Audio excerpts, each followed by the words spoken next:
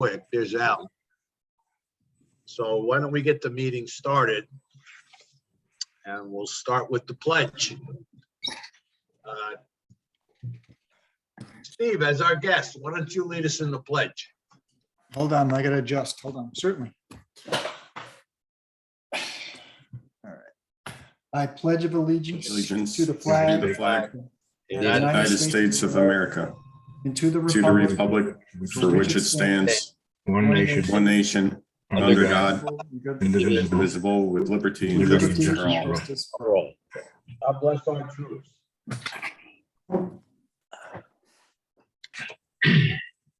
Okay, Telesco's on the line, so they're gonna be taking a roll call.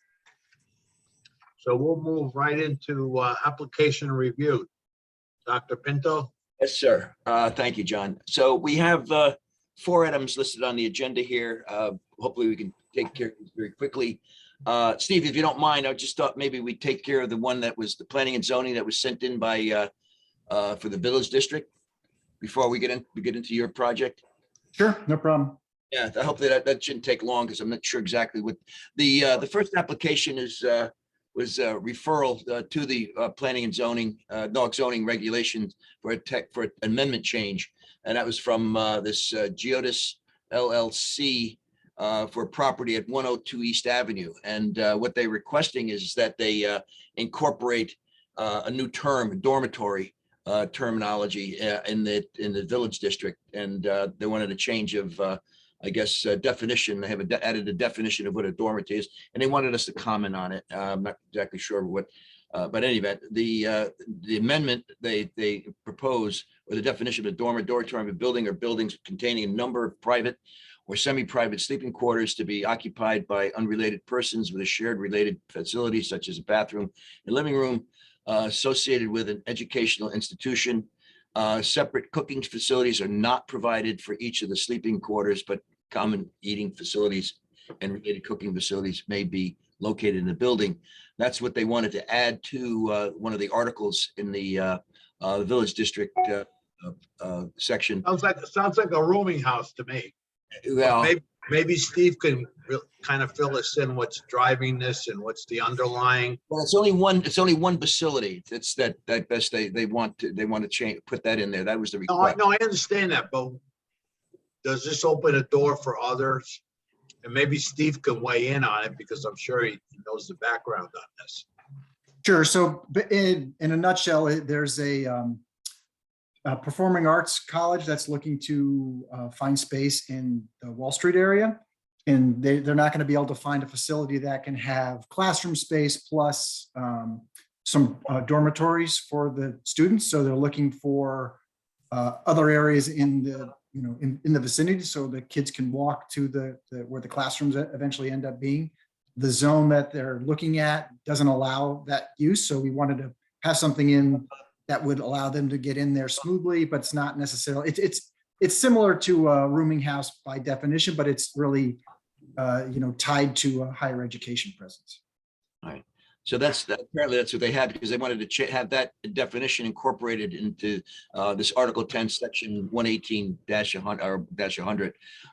Not familiar with that section, but they wanted to also include in this their Article 50, Section 118-500B to amend the existing use, include public and private colleges and universities, including dormitories, is the add addition. Is that correct, Steve? That they wanted to add. Yes. And then they wanted to incorporate in one of the other section as far as add new parking standard to existing parking table. The dormitory would have 0.5 parking space per dorm room. That's, I guess I'm not sure, that would be a shared parking facility for half a car. I don't know how that would work. Yeah, well, for each room that they have, that's a dormitory room, they need to have a half a parking space. So if they have 10 rooms, they need to provide 5 spaces on site. 5 spaces. I got you. Okay. So we're talking, I don't know, again, as far as any effect that it has on the harbor, I'm not exactly sure what impact that would have of incorporating dormitory rooms there. I mean, the parking facility is going to be the same. They're not increasing the parking area. As the building will provide parking spaces that have already been vetted out, I would imagine. Since when do we try to satisfy one applicant? I mean, this is kind of like spot zoning. I was on the planning commission for 11 years. And it was always intended that we would not try to satisfy one or two people for a specific zone change. I don't understand this, frankly. And specifically the parking. Half is a car for us per space, per person. Doesn't make sense. Everybody's got a car, not a half a car. I don't know. Yeah, I mean, if you want me to address it, I can. In a nutshell, it's not spot zoning because it applies across the entire zone. Other zones allow this already, but this particular zone doesn't. So it's not, I wouldn't, by definition, it's not spot zoning. And I think we do want to accommodate this particular applicant because it's something that'll be really good for the city and especially the Wall Street area. So that's what we kind of try to do. In these kind of settings, there are a lot of the demographic is less inclined to use a car or have a car specifically if they, especially if they have access to all the kind of amenities and things they need to, as part of their daily activity. I mean, Dennis, I think I get your point. I understand that, but that's not our perspective as far as, that's a planning and zoning perspective. Our charge basically would be see what is it consistent with our Norwalk Harbor Management Plan? I understand that, John. I had to put my 2 cents in. No, I agree. Being a former member of the planning and I can appreciate your concern.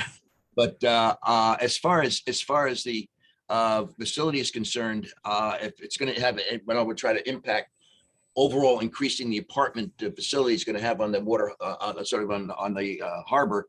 I'm not sure exactly if that's going to have an impact as far as increasing or incorporating a dormitory room or accommodating 0.5 spaces per car if the parking facility has already been vetted out with regard to wash off, water runoff as far as going into the harbor. I don't, not exactly sure. Or is the increase in the number of cars going to be a problem in the area that, in close proximity to the water? And has the parking lot been looked at with regard to drainage problems, oil and grit separation prior to going into the harbor, that type of thing. And I'm sure that facility has been in existence, though, right, Steve? Right. Yep, that's an existing property. That's an existing property. Where actually is the property, Steve? I'm sorry? Where actually? It's right opposite, let's see, it's at East Avenue. It's directly across from the Norwalk Chamber of Commerce. Okay, so that's that building that's going up now. They tore part of it down and they're renovating it? No, it's right. I think it might be right next door or two buildings away. One of the two. Yeah, it says here it's in front of Lametta and Sun Construction and between the Mid Fairfield Child Guidance and the residential building at 104. This is 102. They're asking for 102 East Avenue.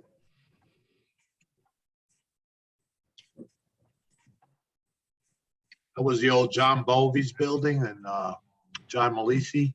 That was John was in was in 96 or 98. 96. Yeah. So how does this tie into the harbor management plan? I mean, how do we take a vote whether or not it's consistent if it really has no impact? Well, we would either have no comment as far as that's concerned, or that it is consistent based on the previous proposal that as far as that building facility is concerned is all. And I know we've looked at the buildings in that area from previous applications.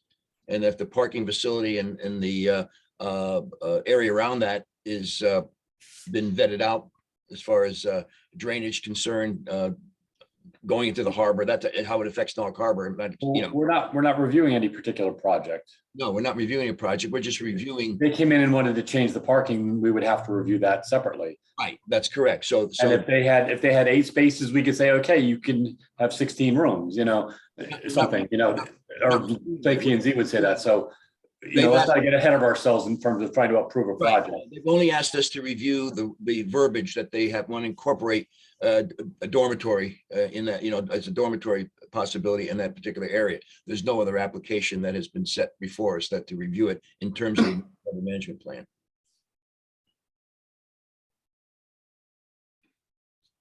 Other than that, we can make a comment that, we have no comment and to have them move forward with the current definition. Wouldn't you say, John, then the commission has no objection with the understanding that the proposal is not expected to have a significant impact on the harbor management area? Yes. And then Pretty much. what were Steve, I don't know, maybe I'm looking at the wrong thing, but there were some proposed zoning maps that were sent, that John, you sent out. Is that something different that we would be looking at later? I think that's the next item on your agenda. would be- Yeah, That's the next item. That's the All right. industrial. That's not this, Jeff. All right, I missed the first few minutes, I'm sorry. Yeah, this is just a change in wording to accommodate a dormitory use or dormitory in the village, this East Avenue Village District. But then the motion would be the same, no objection with the understanding the proposal is not expected to affect the harbor. Have any impact on it, right? That's For correct. just for edification, what are the roughly what are the boundaries of the village district we're talking about? How do we call it at the top of my head? I think it's from Van Zandt Street, Steve, Van Zandt Street over. No, it's basically from exit 16 northward. I don't know where it transitions, if it goes all the way up to Route 1 or not, but it's along that area. I'm not sure how far north. All around the green then too, right? Yeah, that's generally the vicinity. And down and along East Avenue, close toward, that's right, I-95. Okay. Where's the school gonna go? I don't know if they've got a specific location. I know they're looking around pretty actively at a bunch of different facilities, and it could be within numerous buildings. Yeah, because I thought the concept was in this particular project that the kids could walk to school. Yeah, I think they're focusing on Wall Street. I don't know exactly what properties they're looking at. Good. Well, if we can make a proposal that suggest that this does not have any, that we have no objection of the added additional wordage here regarding the dormitory, and that with the understanding that it will have no impact on the Norwalk Harbor, quality of Norwalk Harbor and the Norwalk Harbor Management Plan.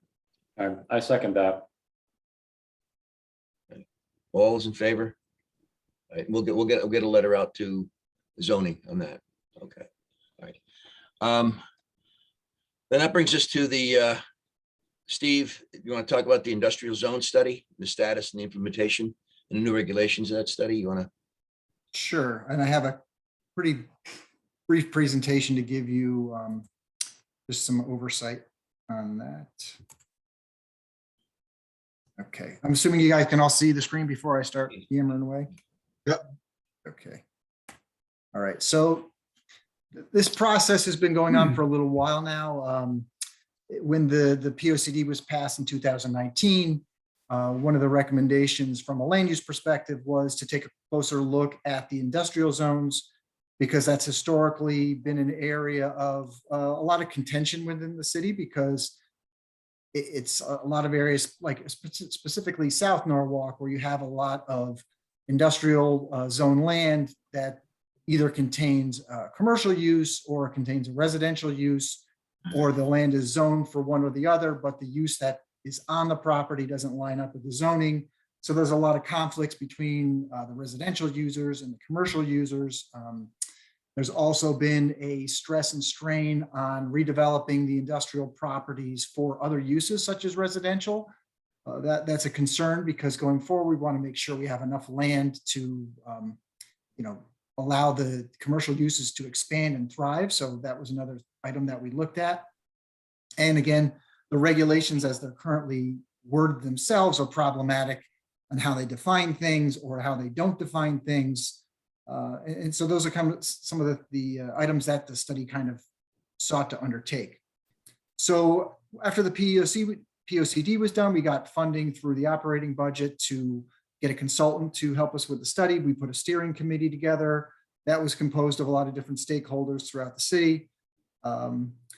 As part of that process, they went out and they did interviews with key stakeholders. They did polling, other interviews. They also had several public meetings where we bounced ideas off things. And, that was all done pretty much during the quarantine period, so that was all done virtually through Zoom or other means. And a little while back, probably several months now, a study was completed. So the draft study has been up for public comment over the last, I'd say, 3 months in earnest. Our staff has been actually taking the recommendations from the land use perspective and then putting that into code. So we've, gone about rewriting the industrial zones regulations and remapping the industrial zones to line up with the recommendations of the study. So here's kind of a summary of the key findings and recommendations that came out of the plan. One was kind of, as I kind of touched on a little bit earlier, making sure that the zoning classifications and the definitions that go along with the zoning are very clear, a lot simpler than how it's implemented at the present time.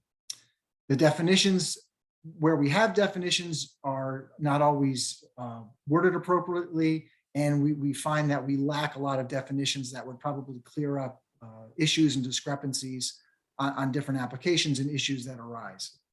We realigned the zoning boundaries as I recommended, just because, South Norwalk, and this is the case in a lot of other areas in the city too, you'll go from one property to the next where the uses just conflict with each other. You'll have a garage next to an apartment, next to a business, next to another residential use. So that's just the way that the pattern developed historically. But what we tried to do is right size it, and then hopefully over time, this will correct itself and the uses will line up, we'll remove those conflicts, and the businesses and uses that are there can operate and thrive.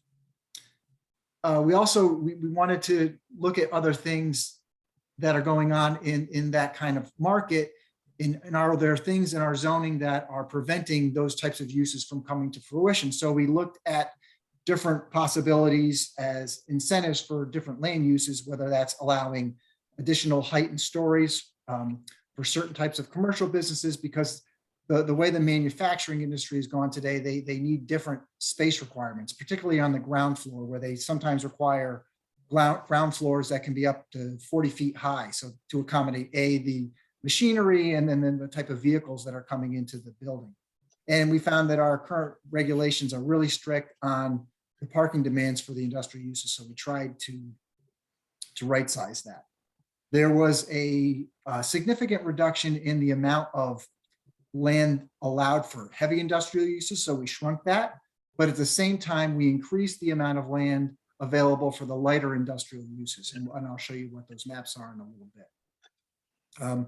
Another thing that popped up was we didn't want to penalize people by taking away the heavy industrial land. So we did open up the ability to allow commercial vehicle parking on other areas of the city, provided there's safeguards put in place to protect like view sheds and residential properties and so forth.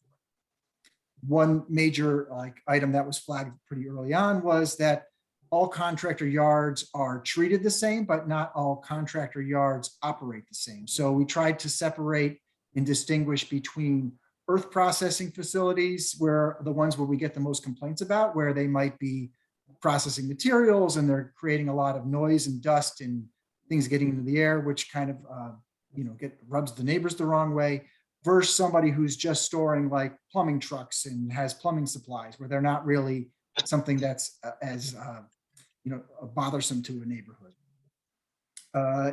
Some other things that came out of this, which we started a little earlier in the process because we knew it was going to be something that we needed to jump on, was we started a separate study of the industrial waterfront, which this commission is participating in. We actually have a meeting tomorrow night, in fact, to go through the draft recommendations of that plan. But the changes that came out of this plan really don't have any impact on the harbor at all. But the changes to the industrial waterfront will be something that will be definitely much more in line with the things that you guys talk about on a regular basis. And the last remaining recommendation came out was taking another and a harder look at the Norden property, because it's such a large property. It's so unique in its area, its geography, and its kind of placement between railroad tracks and 95 and how you get to it. So that's something else that we'll follow up on once the study is concluded. So I'm looking sorry. at the... Steve, could you go back to the last slide? What am I, what is it? Rezone Norden area to was that 12? Oh, Was it- sorry, that's I2, capital I. Oh, That's the way I2. that- Yeah, so so right now, Norwalk's industrial zones, really there's 4 zones that allow industrial uses. There's industrial 1, which is kind of in South Norwalk, and then in East Norwalk along the train station also has WPCA, DPW. Right. And then kind of where, not ONG, but Divine Brothers is, and Chemical Guys, I'm drawing a blank on their name right now, who are on the west side of the King harbor. Industries. King, thanks, of the river there.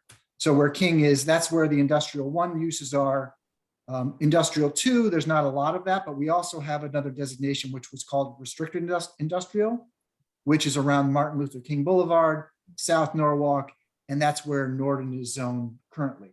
Well, that's that 1-2, is that 1? Yeah, that's proposed to go to what we're calling industrial number 2. Oh, I see. Also within the business zones, which can encompass the Route 1 corridor and also along Perry Ave and Main Ave, the business number 2 zone does allow some industrial uses. So those are the zones that currently allow those industrial uses. So these are kind of zoom ins on the different areas of the city and the changes that are being proposed. So the map on the left is the existing zoning. Here is exit 16 off of 95. Here's East Avenue. Here is the train tracks that go east-west through there. The spine of that is flanked by industrial 1 zone land where you have Vanderbilt Chemical, Fitch Street, Van Zant, and all those places. Down here, you have WPCA and DPW. So what the plan is recommending, as I indicated at the beginning, is just for probably first and foremost on your minds is all these waterfront areas that are currently zoned I1, we didn't touch, we didn't change, we're not making any recommendations to them at this time. That's going to be handled separately as part of the waterfront study. What we are recommending is that along East Avenue and the industrial 1 zone properties now get rezoned to industrial number 2. And what the industrial number 2 is, and I'll show you a slide that has some of the uses allowed in that in a little bit.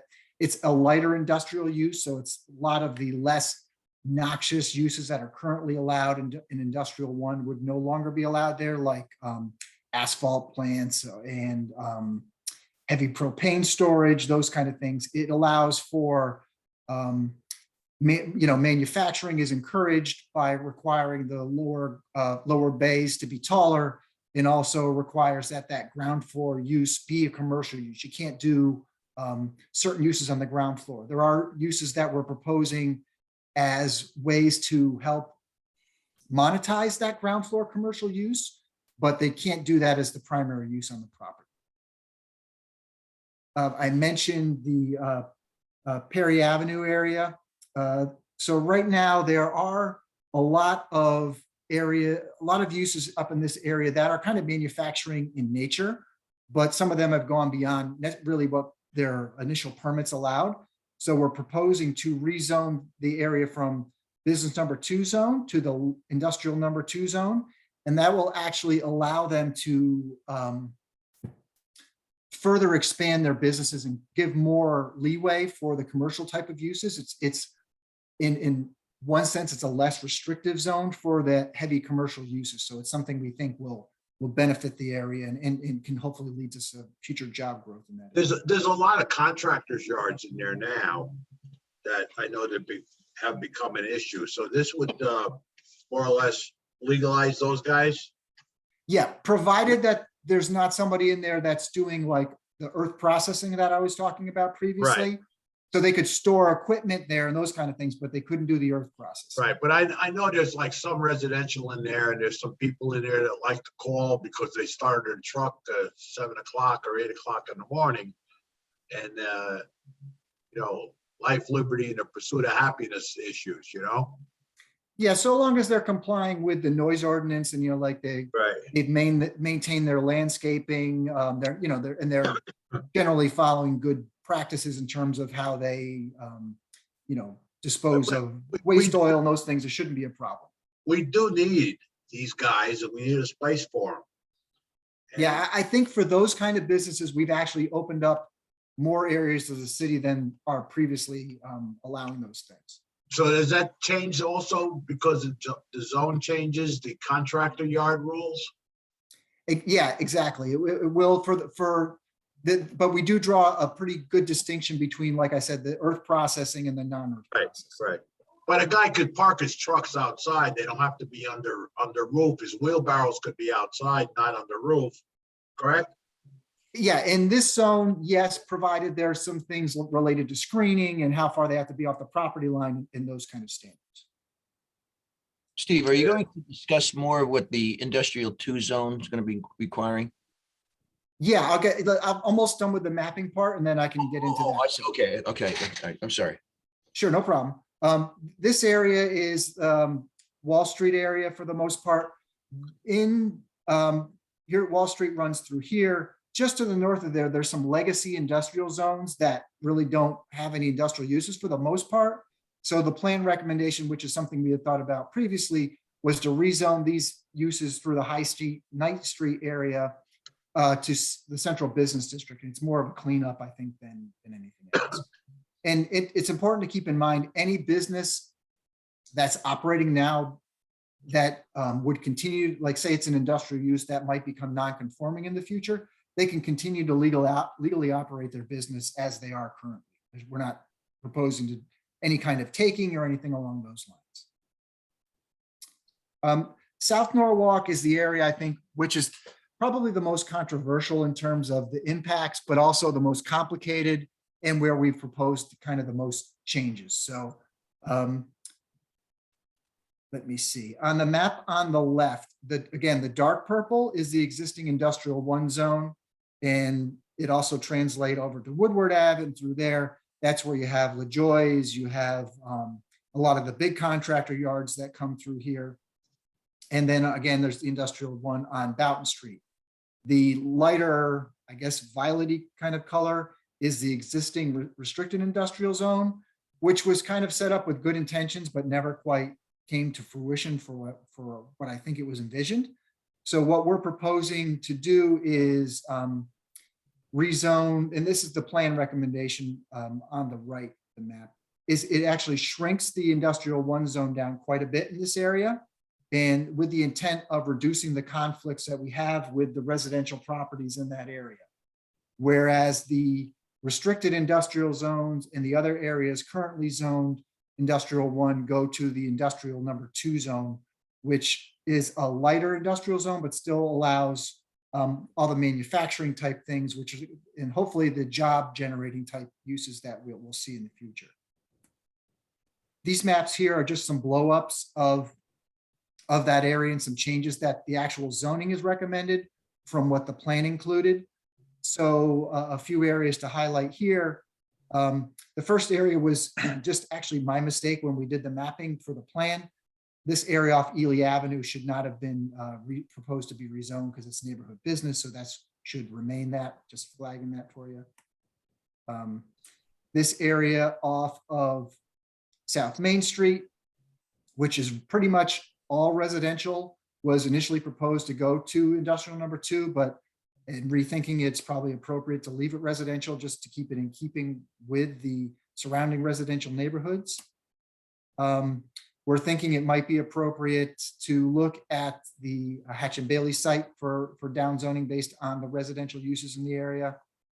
And the last one is this kind of middle piece of Boughton Street, which we had initially recommended that it might make sense to upzone it from residential to the industrial number 2, but the predominant use throughout that area is residential versus commercial. So we think it's probably an easier sell and more appropriate for the neighbors to have that remain residential, and any business that's operating there now would just still operate under the same rules that they operate in the future.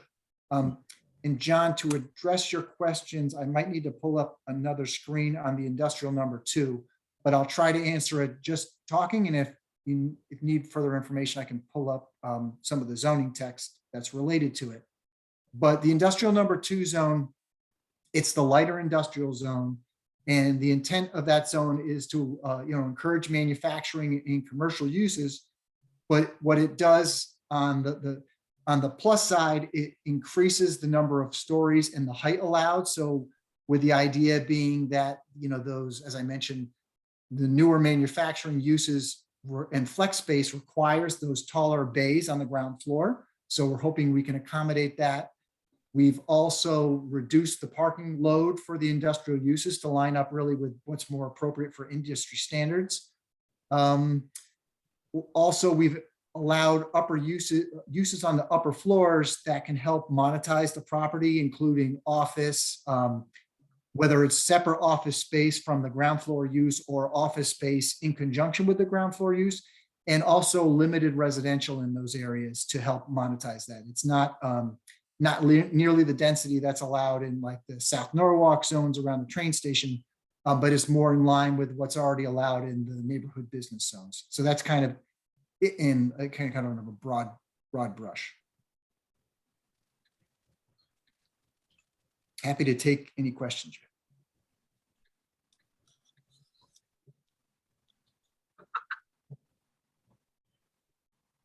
So Steve, how is the earth processing being handled? Is that being restricted to industrial 1? Correct.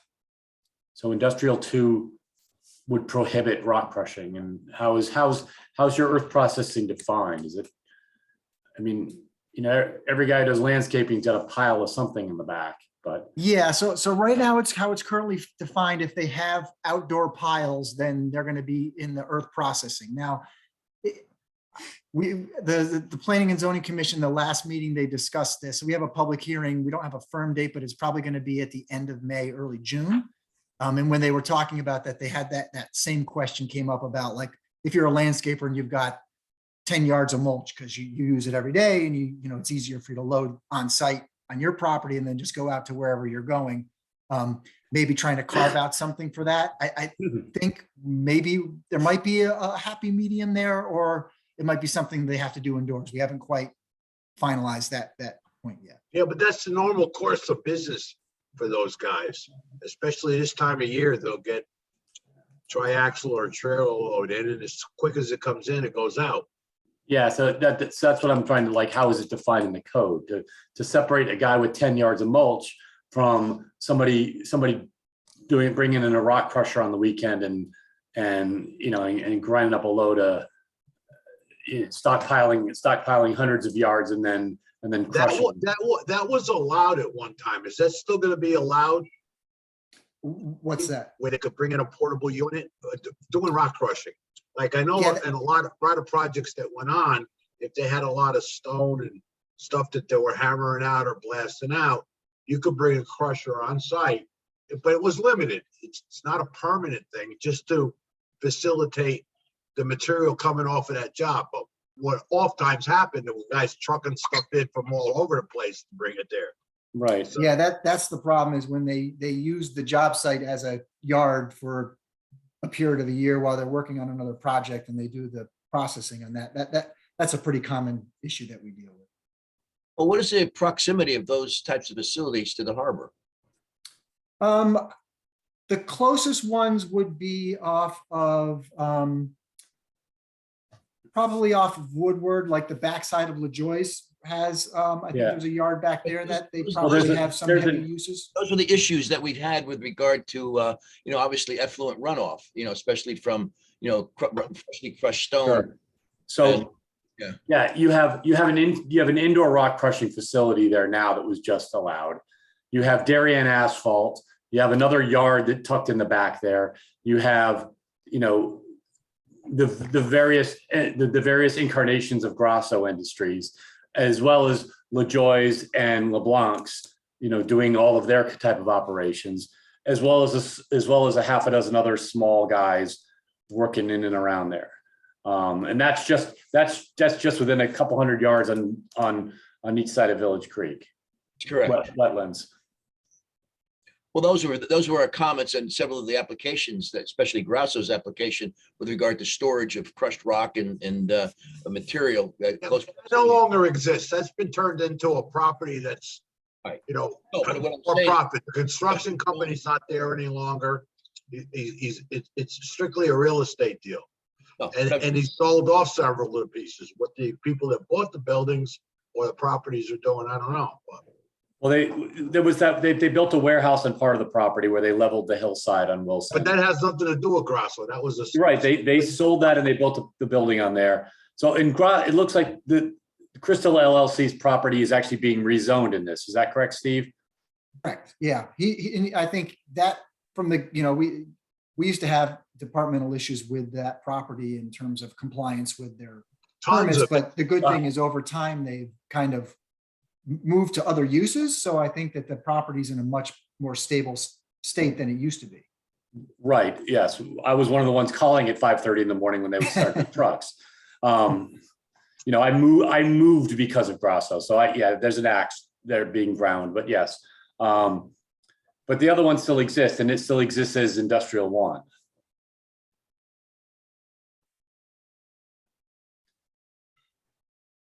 Jeff?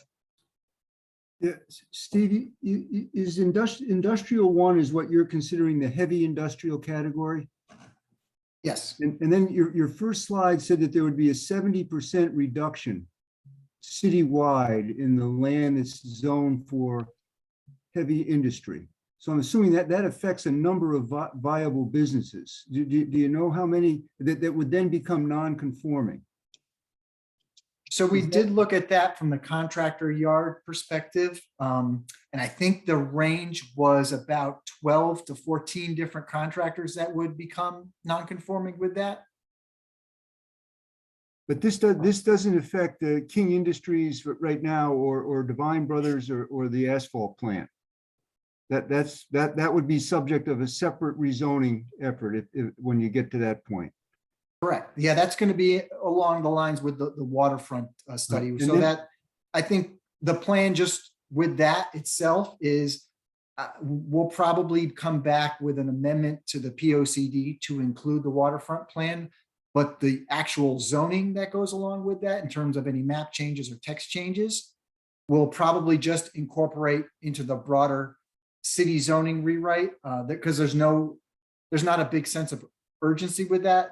The difference between this particular application and that one is we have moratoriums on several uses in the industrial zones, and those technically expire pretty soon. We're going to try to extend them through September, but we've had the moratorium in place for a little over a year. So we want to get the moratorium over and get the new zoning in place, which is What is the DPW garage on the waterfront? What is that zone now? Is that heavy industry? Industrial one, yeah. Industrial one, right? And then if you change the zoning and reduce the amount of property zoned industrial one, will that change anything having to do with the development standards that would affect water quality or stormwater management? Or does that all stay the same? In other words, if you reduce the number of properties zoned heavy industry, could we expect a water quality benefit in terms of requirements for stormwater management?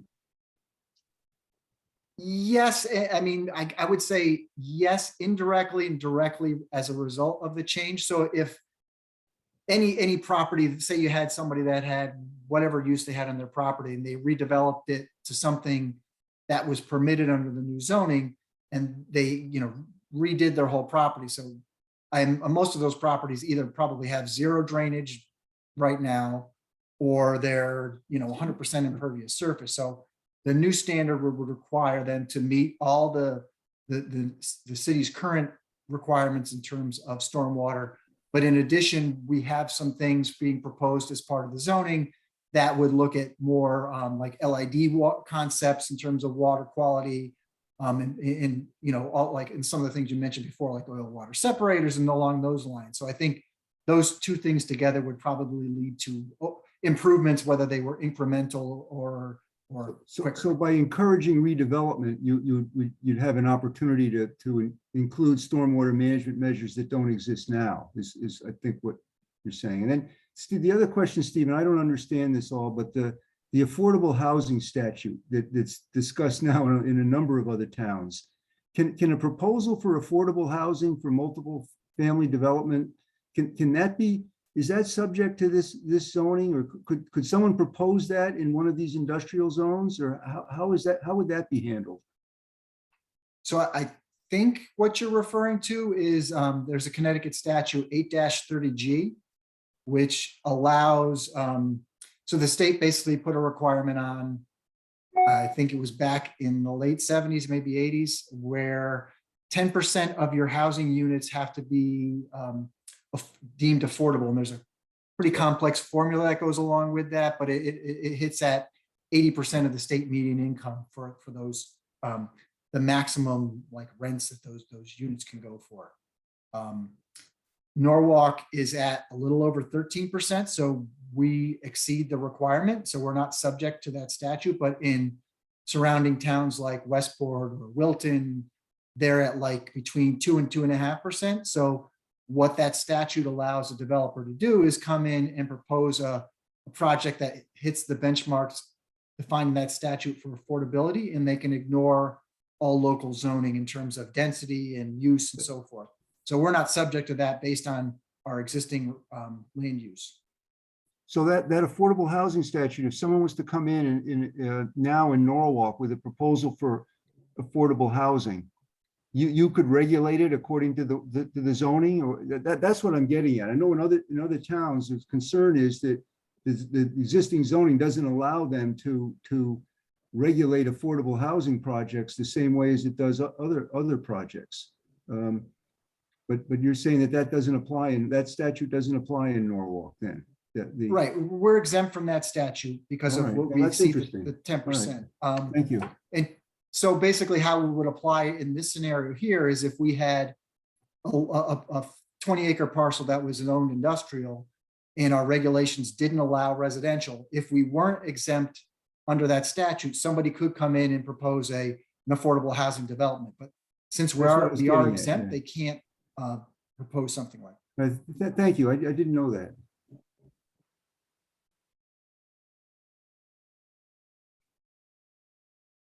Anybody else have any more questions for Steve? No,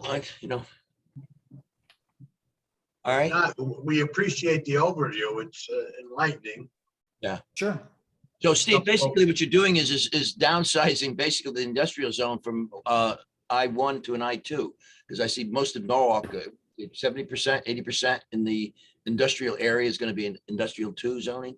Yeah, but I think they're increasing other areas though and making room for, or legalizing a lot of the contractors' yards that they're out there. But these poor guys have been suffering along under the guise of how long can I stay here? Type mindset and mentality. And these services are very much needed throughout the town and surrounding towns. All right. Any other further comment, questions? Okay, Steve, no, thank you very much, Steve. Is there any action that's needed by us, Steve, on this?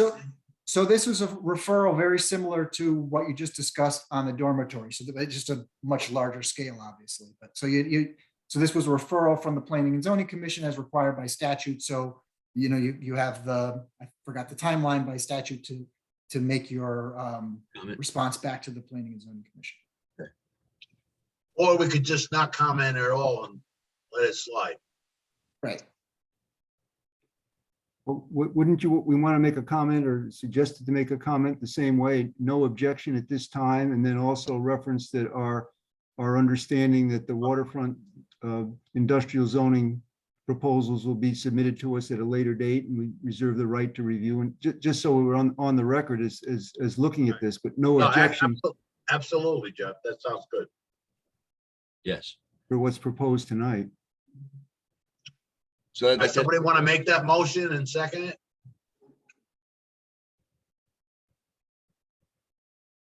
I'll make the motion. All right, Dennis. Yeah, I'll second it. Already seconded it. All in favor? Those in favor. All right. Aye. Any abstentions? Opposed? Objections? So moved. All right. No, we'll have those comments out to Thank prepare. you. Okay. All right, thank you, Steve, very much. You're welcome to stay for the meeting, but I know you had other plans, like. I've got another meeting at Family. 7 I've got to go to. Oh, So thank okay. you. All right, thank you. Thank you, Steve. All right. The third item on the agenda is the response to the U.S. Coast Guard for their tentative determination of finding no significant impact on the Connecticut Department of Transportation's Walk Bridge project. And after looking at that, at the proposal, if anyone has it's basically what we need to do is to comment on that permit.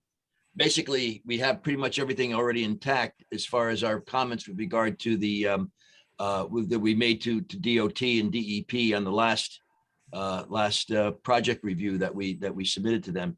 Basically, dealing with the major issues of water quality, making a comment about water quality, vessel relocation issues that we had with the Maritime and Seaport Association vessel, and then also the future water dependent uses perhaps in that area.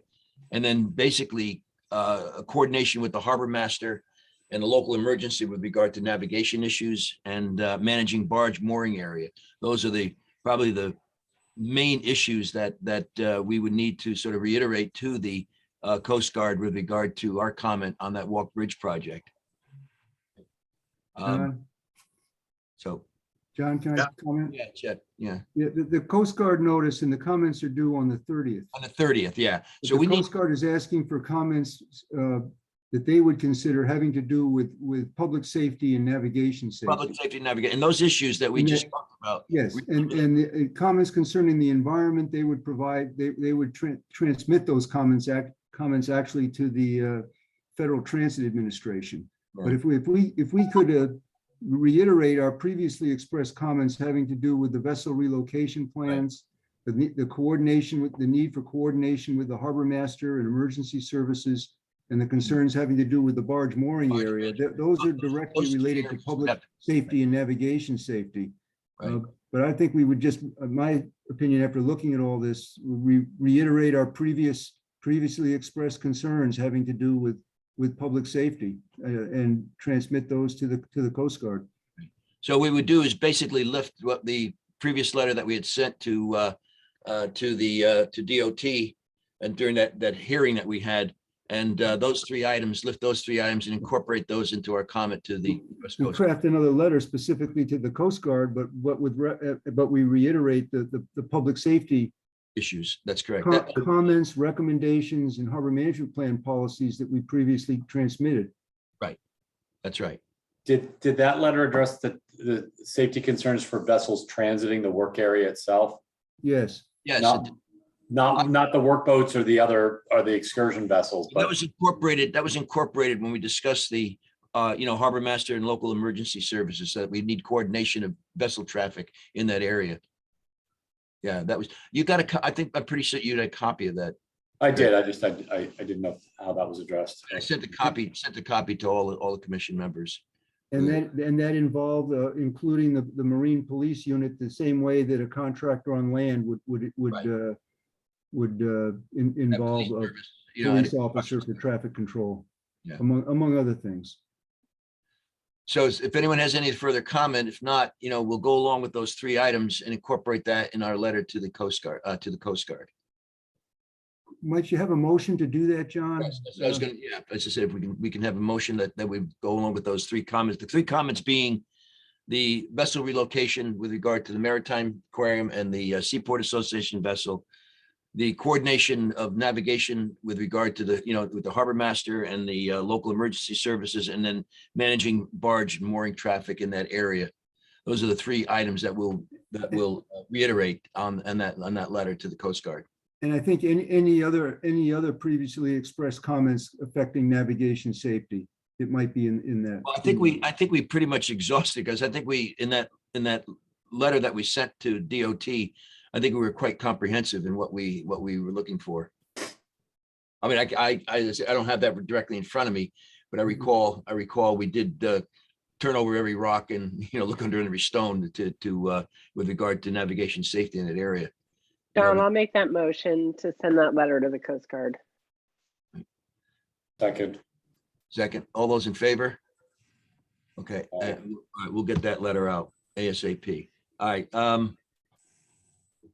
The last item, Alexis is not here, but maybe we can discuss this. I know John and Jeff were at meetings. I was at the meeting, And this is with regard to the proposal that it was planned for Vets Park area in the intertidal area, sort of in preparation of either the grant from the Connecticut Port Authority, which is due July 1st, dealing with, for example, shorefront remediation. And we're also looking at the proposal perhaps of doing some sort of shellfish restoration area project in that area. So perhaps we can discuss two projects that might be ongoing. Yes. Well, I think, John, that the matter for tonight, we were contacted after the last commission meeting by Ms. Washer, who's quite active in with the Water Quality Committee and the Norwalk River Watershed Association. And she informed us that her group and also the Harbor Watch group were working on a grant proposal to the Long Island Sound Futures Fund for money to study the feasibility of restoring coastal resources around the perimeter of Veterans Park. And we expressed concerns that the proposal was this work was being developed and proposal developed without consultation with the Harbor Commission or the Shellfish Commission, because both commissions have jurisdiction waterward of the mean high water line. Also, that they and Ms. Washer was understanding of those concerns. So we had the chairman and the application committee chairman and I met with Ms. Washer to talk about their plans. And they were also knew that they would have to go to the Parks and Rec Department for permission to work around the outside of Veterans Park. At the same time, as you know, the Harbor Commission and the Shellfish Commission had been participating with the Bureau of Aquaculture on the development of the statewide shellfish restoration plan. And that plan, the area south of Veterans Park, the shallow area, was identified, and that's through our efforts, as one of the 2 or 3 opportunity areas for enhancing shellfish resources. And so that our project we mentioned, we didn't want the other project concerning the edge of Veterans Park to conflict with what we were talking about. Subsequent to that meeting, the group, the Watershed Association, met with the Parks and Rec director. And it's our understanding that they got a permission to go ahead and pursue this grant. And I wish Alexis was here tonight, because our understanding was that the city, through the environmental office would be preparing the grant application and the funds would go to the city. Now it's our understanding that the Maritime Aquarium would be the entity applying for the funds. And that brings up the question of, what implications, or we wouldn't want any as a result of applying for these funds to have the Maritime Aquarium assume any authorities or responsibilities or jurisdictions that now exist with the Harbor Commission and the Shellfish Commission. And we've asked about the scope of work that would be involved. And again, the urgency for this is presented to us is that the grant applications for this Long Island Sound Future Fund are due May 16th. So what they've asked us, what the Watershed Association has asked us, I guess on behalf of the Maritime Aquarium, is if the Harbor Commission would agree to be supportive of this grant application. At the same time, we've been discussing with the Bureau of Aquaculture our own project that we could apply for, which would have to do with purchasing shell and seed oysters to place south of Veterans Park as a project that would advance the state's shellfish restoration plan. So the two discussions tonight, I guess, are: does the commission wish to write a letter of support for the grant application that the Maritime Aquarium would be submitting? And then would the commission be agreeable to pursuing the course that we're taking with the Bureau of Aquaculture to prepare our own grant application for shellfish restoration? And that would be not for harvesting shellfish, but for the ecological services that they would provide having to do with purifying water. Jeff, the thing that is I question in my mind, because I got when I was at the East Basin meeting, which I'll go into under the chairman's report, they were very emphatic. They have no issue and they understand the value of the Harbor Commission applying for the grant. But they want to do it in conjunction with the city's part-time grant writer. I think it's a Miss Ritter. And they were pretty emphatic about that, which is understandable if you have a grant writer on staff. And that's why it would have been good if Alexis was here, because she could explain why she's given up the application rights to Well, the Maritime Center. Well, that brings into three separate projects now and three separate grant applications. So Right. with respect to the first one, the restoration of the coastal resources around the park, my understanding is that again, they weren't specific on the scope of work other than that they would hire a firm that would assess the feasibility. And I'm assuming planting wetland grasses and removing material and creating a natural edge around the park. That's one. The other one through this Long Island Sound Futures Fund that I talked about with the Bureau of Aquaculture, if we pursue it, would be for purchasing shell and seed oysters and then monitoring the effect of that. But also they third- were. Yeah. Go ahead, Jeff. I'm sorry. I'm sorry, John, I'm interrupting. I know. The third is the grant from the Connecticut Port Authority to cover the cost or the reconstruction of the East Norwalk Basin Marina. Correct. But let's stay on that seed oystering with the shells and the reclamation of the coastline along that area.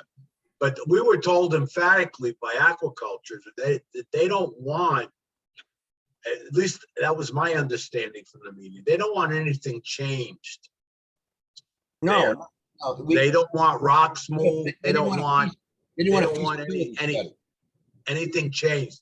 So if they come up with a planting plan, which is appropriate for filtration or whatever, which will help and encourage the seedlings to grow to ultimately be transplanted at some time. They're all for it. So this needs to be coordinated, very much coordinated, so we're not at cross purposes. And that's why the questions we have raised that the Maritime Aquarium now would apparently be the grant applicant for the Yeah, that one I don't get. I don't get that one at all. And I know Lori's asking to raise a question, but my understanding was that the city did not, through the environmental office, did not have the time.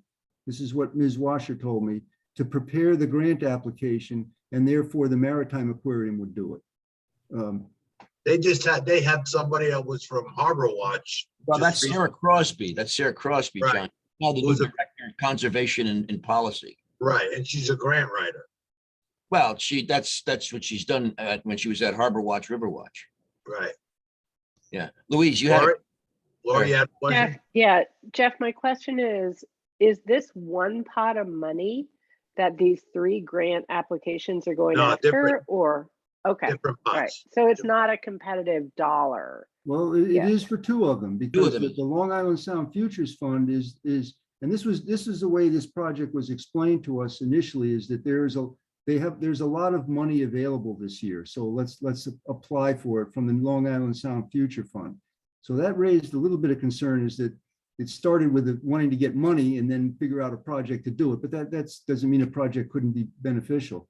So the competition would be between an application for planting wetland grasses or encouraging the enhancement of coastal resources around the edge of the park, and by the Maritime Aquarium now, and a proposal that we might put together for purchasing the shell and the seed oysters for encouraging shellfish growth south of the park. Those two projects would be in competition.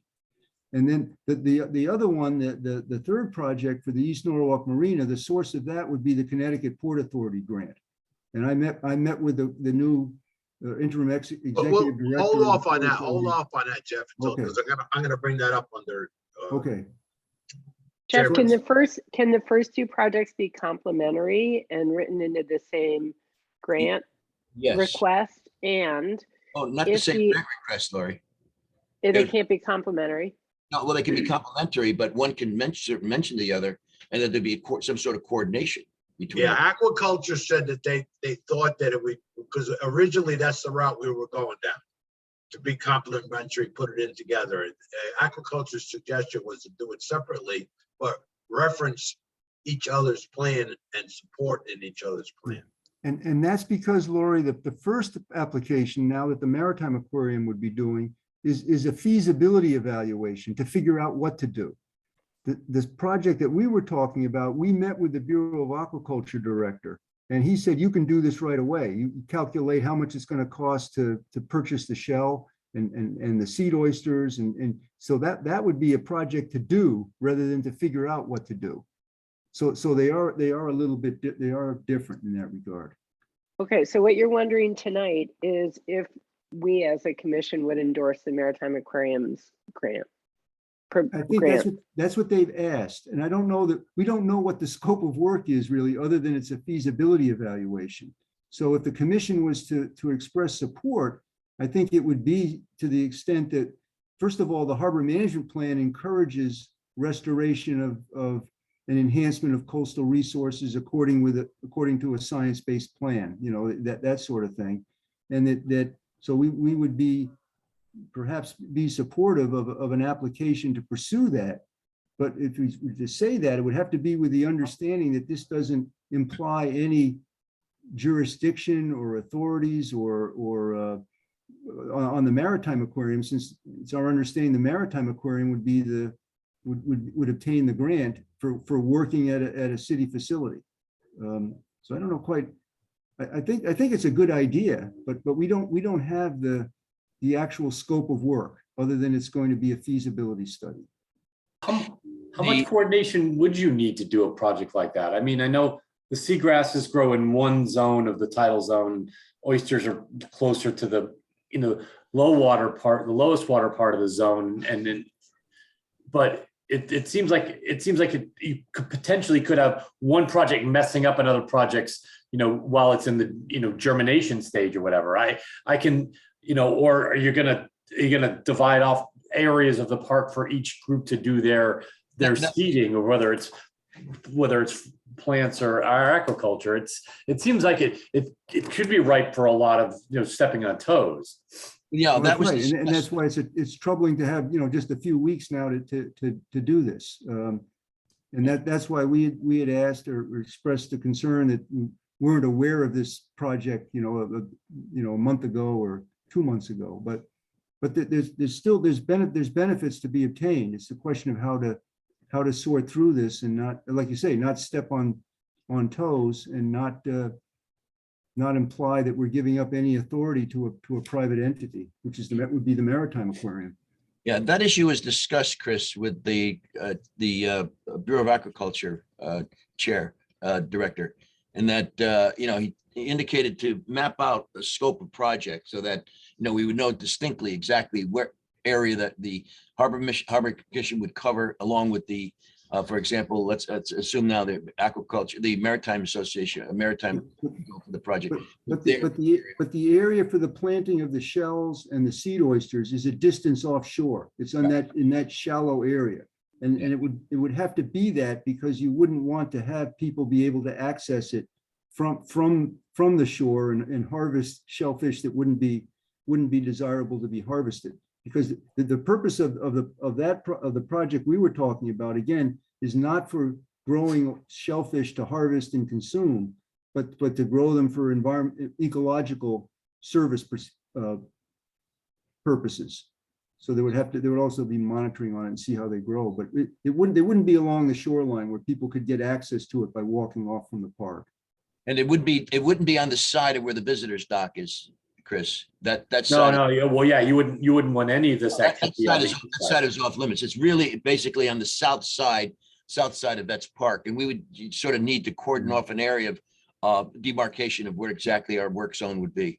But the problem is we don't have a scope of work that's been submitted to us for review. We just have the idea that there are a lot of funds available, and that the proposal by the Maritime Aquarium with support from Parks and Rec apparently, and Alexis through conservation, is for a feasibility study to see how to improve again, the coastal resources along the edge of the park. So is Alexis and Ms. Washer the same person? No, Okay, there's a lot of names flying around. Alexis Cheriketti is the environmental officer of the city. Conservation. Washer is with the Norwalk River Watershed Association. And the former director of science, if that's the right term, of Harbor Watch is now with the Maritime Aquarium. And she That's would be Sarah involved in Crosby. preparing the grant application. That's Ms. Crosby. It's Ms. Crosby. Who's Ms. Washer? Yeah. She's with the, Norwalk River Watershed Association. Okay, watershed.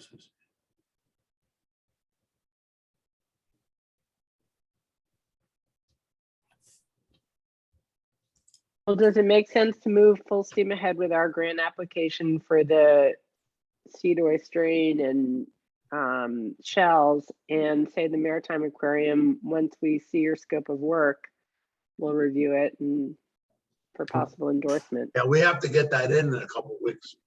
That's the timing issue, because the grant applications are due in the mid-May, I think, May 16th. So there's only three weeks or so left to do this. And we explained to the proponents of the first project that they would need to come before the Harbor Commission, and also there's also an opportunity next week before the Shellfish Commission to discuss this, because the two commissions with jurisdiction over these proposals are this commission and the Shellfish Commission, and then of course access through the park. So there would still be an opportunity next week to discuss this at the Shellfish Commission meeting in more detail, if Alexis or Louise Washer can attend that meeting. or now, I don't know where Sarah Crosby stands in all this now, Jeff, Well, They- she would be helping with the grant application They writing. as we indicated that they have several people that would be readily involved in writing that application. Yeah. So I don't know who. That was the only thing. Well, I don't it know. was our understanding that the city's environmental office did not have time to prepare the application, so they deferred to the Maritime Aquarium. But I know that their hope was to get some sort of endorsement from the Harbor Commission tonight for pursuing or continuing with the application to the Long Island Sound Futures Fund. But it's at the last minute. And they said that they got the okay, the green light from Parks and Rec to pursue the grant application, but we haven't, that's all we heard. John Crespo. Jeff, if we don't know the scope of this project, how can we offer support for it? And do we have to? No, we don't have to at all. Just No. I mean, do we have to offer a letter of support to them? Can they just pursue it by themselves? Well, yes, if they wish to, or the commission could say that they objected to it because it was within, if there were reasons to object to it, but I don't. If there were, but we don't know because we don't have the know. scope. We don't have a scope other than that it would be a feasibility study. Yeah. Yeah, just 2 cents. If the aquarium does it, they get something out of this. Because if nothing else, it's an administrative fee, and that could be 10 to 15% of the overall cost. That's one point. And the second point is Sarah authorized to do these things for the aquarium? Because historically, they've only had one grant writer. Well, as far as that I know, Joe, that she has been now the new director of conservation and policy at the aquarium. Yep. They had that similar before, but everything had to go through their grant writer. Oh. Well, Yeah, and you want to be sure that base is covered. but I thought she was employed by the Maritime. I got the impression that she was employed by the Maritime Center. She is, but that doesn't mean she has the authorization to do these grants. That has to be cleared through the aquarium. Oh, I see. Well, that's their problem. Well, I sort of, I would agree with what we talked about, where we don't have the scope of work. Correct. And concern is that any future efforts by the Harbor Commission, not that they be coordinated, or that the other efforts be coordinated with the Harbor Commission. We could Well, defer this and, That comment could be made, Jeff. I mean, if they're going to submit, they want to submit a feasibility study. You know, they're not going to propose any work. They're trying to get money for what type of project would be amenable to that particular area. and then they would have to apply for a subsequent grant Subsequent to grant. for That's correct. construction of it, yes. Would they were offering support for our application? This is with the mutual. We asked that they would do that if in fact the two applications were separated, which now I think we've reached understanding that they should be. I don't know why we couldn't support them getting a study done and reserve the right to comment on the study once it's done. Have no objection to them pursuing a grant application for a feasibility study with the understanding that the commission would be involved in the study, and that They would have to bring it back to us before they did anything, regardless. that any work would be subject to review and By the Harbor the Management. Harbor Management Commission, and that by agreeing, or by not expressing objection or agreeing to the pursuit of the grant, that must be understood that doesn't transfer any authority or responsibility or jurisdiction to the grantee. Something Right, like that. because, I mean, we were doing this in conjunction with each other. They're really between Dick Harrison and Louise, they're the ones that brought this grant to our attention. And we started working in concert together Yes. until we were told otherwise. It was brought to our attention, and then we made it clear that they had to come before the Harbor Commission, because the Harbor Commission has jurisdiction over the area that they were applying for a grant for. Right. So who's applying for this other grant? And this is the first I actually remember us even talking about a grant to actually do something in terms of shellfish restoration. That came about, Chris, last week when we had a Zoom meeting with the Director of Bureau of Aquaculture. Okay, so we haven't actually talked about it as a commission to do our own grant. No. So we're a little bit ahead of ourselves. They were talking about coordinating with somebody else's grant. We haven't even actually, as a commission, talked about doing our grant. So why don't we start there and talk about what we're actually proposing doing and who we have proposed. It sounds like we're talking about getting money to actually pay Norm Bloom or somebody to seed the south end, to seed the tidal flats. Last summer, we met with the Bureau of Aquaculture and the Sea Grant Program and Water Quality Committee and Shellfish Commission. And we met at Veterans Park, and we contributed, also including background information about that intertidal area and the natural shellfish beds. And we met with, again, Bureau of Aquaculture, Sea Grant, to discuss the state's shellfish restoration plan, which they were working on.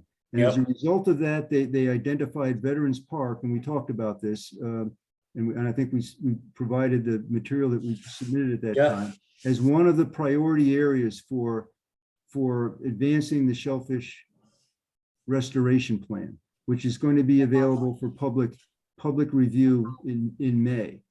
And so that's the origin of our involvement in that. Yeah. I was aware of the plan, and I think we've talked about it before, and I've seen it on the state website too. There's a GIS map that shows the various shellfish restoration.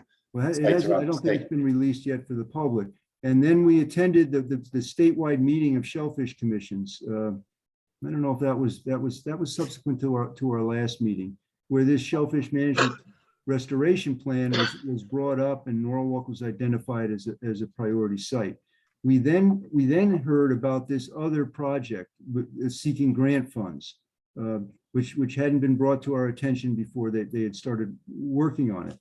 And we asked if that grant program. We asked this of Sea Grant and also the Bureau of Aquaculture, if this grant program that's being pursued by the Watershed Maritime Aquarium would also be a source of funds for advancing the shellfish restoration plan, the state's plan.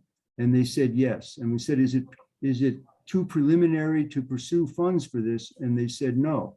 And then the question came up with what could we pursue funds for?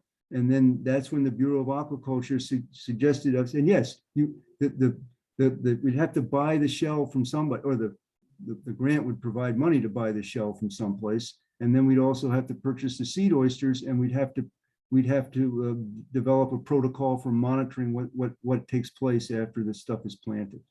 So we were trying to catch up in the last month to doing something after learning about this other grant application. But yeah, you're right. We don't have a scope of work yet for the grant application. For ours, yeah. I mean, we haven't even, this is the first time we've talked about it. We haven't even discussed whether we want to do this as an organization. That's right. Right. That we're discussing now. So let me ask you this: is this the Harbor Commission? Is this going to be done by the Harbor Commission or by the Shellfish Commission? It would be a joint effort. That's the way we talked about it with the Bureau of Aquaculture. No. The Shellfish Commission, we give them standing, so to speak, but they have really none. All the water quality and shellfish are really pretty much underneath us. But you're right. Shellfish has limited abilities and authorities. It would be. Go ahead, Jeff. No, I'm sorry to interrupt, John. We spent so much time in the last, but you're right. It could be preliminary. It could be too early to even think about a grant application for what we're just talking about with the shellfish restoration. But we were told that the grant funds that are available now were potentially could be used to fund the restoration project. Yeah, I don't see why we wouldn't do it, because it's a worthwhile project. The funds are there now. Who knows if they're going to be there after the pot of gold gets shot at. And it's something that's been recognized to do. And it also fits in to what the city has in terms of future plans. If we're reclaiming this area and enhancing the shellfish industry, it gives us better ability to look at south of the existing launch ramp and docks for expansion, for more marina space. What's that, John? It gives us the ability, because of we're bringing more feeder product online for the shellfish industry. I thought this was not shellfish. This is not industry based at all, right? This is purely about water. This is purely about water quality. This isn't about, It's partially about water quality, but the Bureau of Aquaculture really obviously wants to see the promulgation of the shellfish industry. So this helps with that. But I thought what we were told by Jeff and John is that this is not about the industry. This is not seeding for harvest. No, it wasn't not seeding for harvest. It was more or less as a substrate, providing substrate for shellfish that are outside in the harbor, basically. But what does that mean? What does that mean? That means that the sets that are placed there, they float in the water and they wind up in beds outward. Whether they're public beds or private beds, they wind up within that environmental structure outwards. Joe, you had your hand up. Did you want to? Yeah, Chris, what happens if they can get breeders to thrive in that area? Every time they spawn, their spat will eventually flush in or out with the tide. And that'll help distribute more future stock for the oysters in the area. Now, some of them might make it to harvestable beds, but some of them might just sit outside in an area that is restricted, but they'll still be doing flushing of the water. Right, that's yes. Now we approached Dave Carey, and apparently there's similar protocols that have been done that we could probably latch onto and, use that basic information in this particular area, for this particular area. Because I would know, for example, how many bushels of shellfish shells that would have to be brought in, that type of thing to cover the type of bed that we have. We have basically a series of black mayonnaise out there that, that's going to be sedimenting many of the oyster shell, but nonetheless, I guess there's a certain protocol that one follows, and we could probably latch onto that information. Lori. Yeah. Did you say there was an issue around finding somebody to write the grant? Is that where this started? Is that the city person doesn't have the time and that's why it shifted over to the maritime? Well, that was what was indicated to us from them, but we would probably pursue our own, Okay. Right. And we have it's- the bandwidth to do that. Yeah, Jeff. Okay, great. Well, it's due in like 19 days, so, or in a year and 19 days, depending on which deadline you're going for. Well, we've worked on a shorter period of time than that. Sure. Well, Well, what's the our- last time we the- did it, we worked overnight the last 2 nights before it was due and got $1 million for the visitors dock. So Nice. So I what, just say I would support full steam ahead on our grant for the shells and the seed oysters, and also support a feasibility study for the maritime aquarium, with the understanding that once they have a scope of work in place for actual implementation, that has to be run through us. All right, so let's take that as a form of a motion. Is there a second? well, I still have some questions before we jump to motions. Well, so- Dennis seconded. Now we can have questions on. All right, the second, awesome. So what kind of budget are we talking? Do we have any type of idea about how much money we're asking for? no, Well, we're gonna find that out within the next week to 10 days, and it's not gonna be our funds. It's part of what we're gonna apply for in the grant. Well, yeah, And the I input- understand that. I understand that part, John. How much are we asking for? We don't know until we figure it out. because it's- Order of magnitude. Well, first of all, we did go over with aquaculture, the definitive area that we want to do. So we got to figure out what that square footage is, and then find out the right amount of bushels for so many square feet, and the Shell. amount of product that they have to bring in. It's not a definitive area that's going to just go everywhere that you see from a 30,000 foot view that's shallow. It's going to be in a finite area. So that has to be all figured out and calculated. And then based on the calculations, they'll input dollar amounts to that. And that's what I'm supposing we're going to be asking for the grant, correct? Jeff? I guess in simplified manner, that would be it, John. we're going to need Oh. assistance from the Shellfish Commission and from industry, who may be able to provide the shell, and from the Bureau of Aquaculture to figure out what we're doing. I mean, Right. Norm Right, I Bloom- mean, well, yeah, the first call is to Norm Bloom, right? You're like, how much a square yard to seed a bed? And Well, he's certainly local, and he certainly has the most experience at doing that on his own. he So- also has the seed oysters, yeah? He has everything in place. Yeah. So what the cost would be, don't know. But the interesting thing, the important thing here is that this area has already been designated as a shellfish restoration area, by the state. So that there's a definite in there and a definite certainly full speed ahead to go and get some. Shovel ready. Uh, Uh, Can I share my screen, John? Or you're not, Well, I think Alexis has Michelle? Michelle. rather has. No, just Well, I click can. share I screen can. on the bottom. Thank you, Michelle. This is part of the area, or part of the materials that we discussed last year with the Bureau of Aquaculture. But it's this shallow area here that we were talking about, designating a plot as really a pilot project for growing oysters, growing seed oysters, and then monitoring to see what the ecological benefits would be.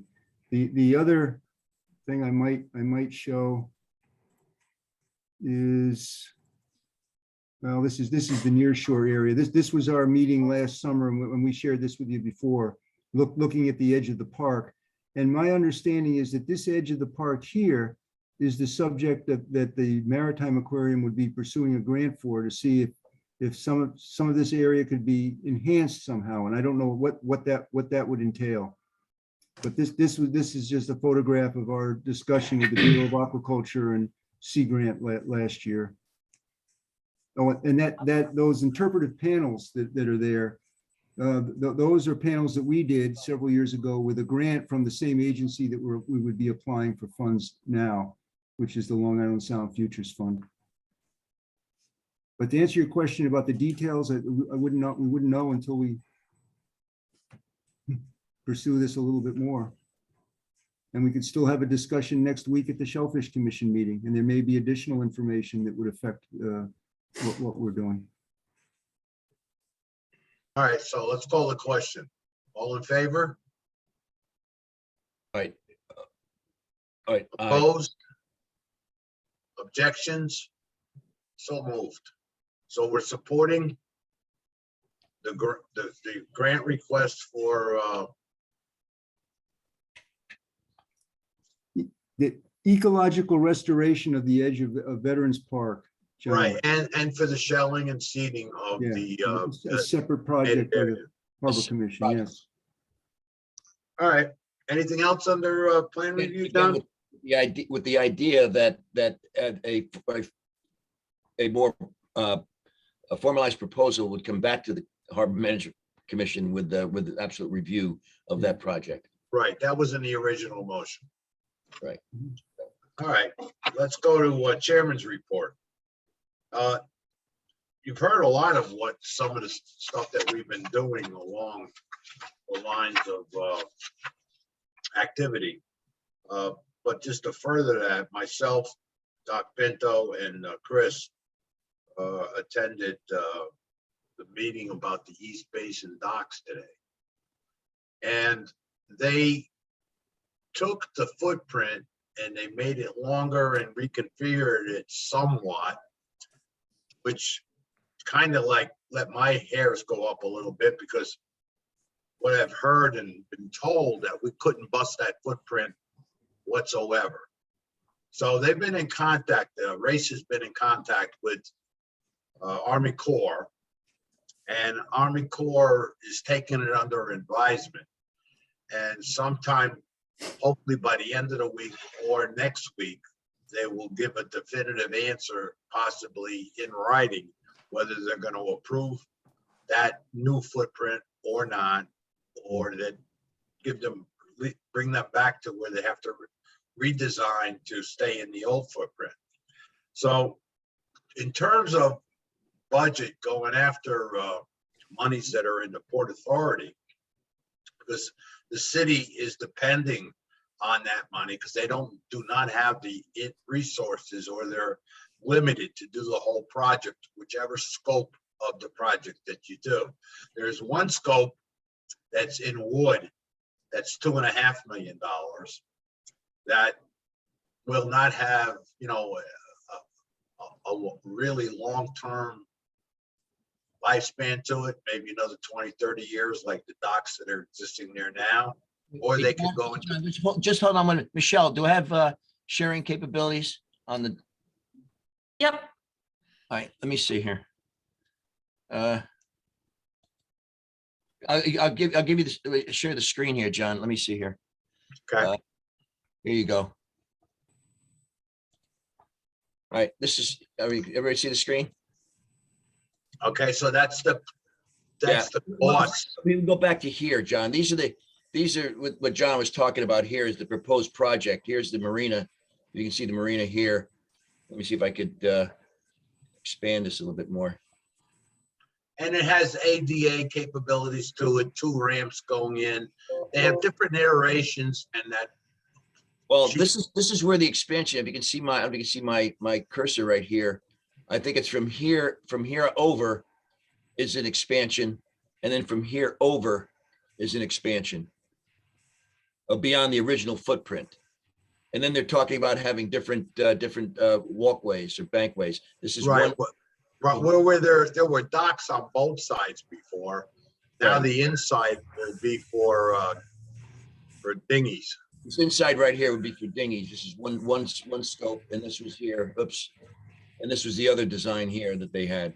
Well, that one's with one ramp in the center. Right. And then the other one would, right now there's 2 ramps and 2 separate main docks. You're talking about this one, Chris? No, Yeah. the existing. Well, so the existing one has actually split in the middle, and the outer two ramps you see there are the existing, and the inner 2 ramps are the proposed. Oh, right, these 2 here, yes. That's the proposed. The outer ones are the existing. They would eliminate those and just have one main spine instead of 2 with a split in the middle. Now the proposal is, the proposed one is the one in the center, and there would only be the 1 ramp. Hmm. And that's why there's about $500,000 or a couple $100,000 difference between concept 1 and concept 2. This is concept 2 with a singular ramp. Concept 1 has 2 ramps, and I think you can see that at the bottom if you can make out the fuzziness. Yeah, but I think what was discussed today was going with concept 2, the 2 ramps. Right. And then the options are whether it's in wood. Yeah, well, these are right here. Or timber or concrete. So there's over $1 million difference between the 2 in concept 1. Yeah. So, I mean, our contention in that meeting, while at that meeting, was to go for concept 1 concrete.